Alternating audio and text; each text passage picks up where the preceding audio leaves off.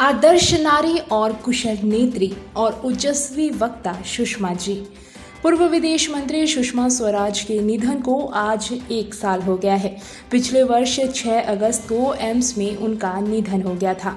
सुषमा की बेटी बांसुरी ने ट्विटर पर अपनी मां को एक इमोशनल ट्रिब्यूट के जरिए याद किया है। बांसुरी ने अपनी मां को शक्ति का रूप बताते हुए भगवान कृष्ण से उनका ख्याल रखने को कहा है।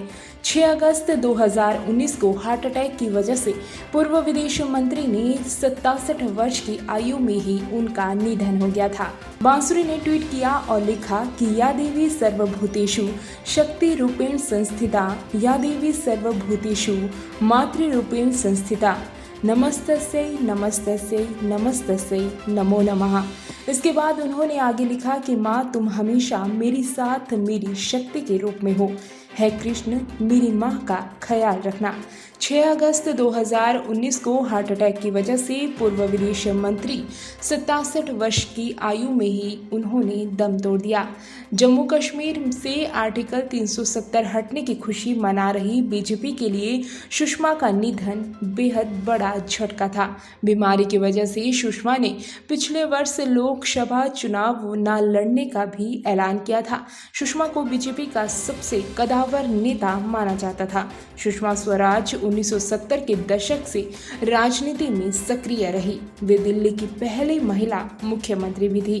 प्रधानमंत्री नरेंद्र मोदी जब साल 2014 में जीत कर दिल्ली पहुंचे तो उन्होंने विदेश मंत्री के तौर पर सुषमा पर भरोसा जताया। 3 दशकों से ज्यादा की राजनीति का अनुभव रखने वाली सुषमा ने भी पीएम मोदी को निराश नहीं किया।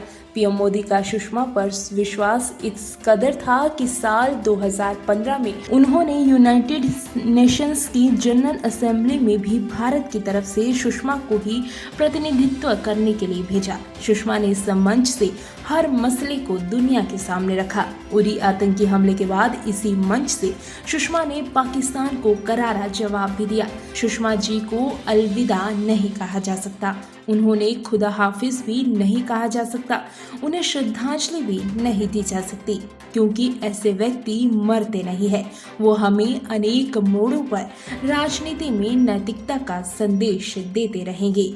घाल मेल से अलग रहकर भी जीवन जिया जा सकता है, निडरता से, शुद्धता से और स्वाभिमान से।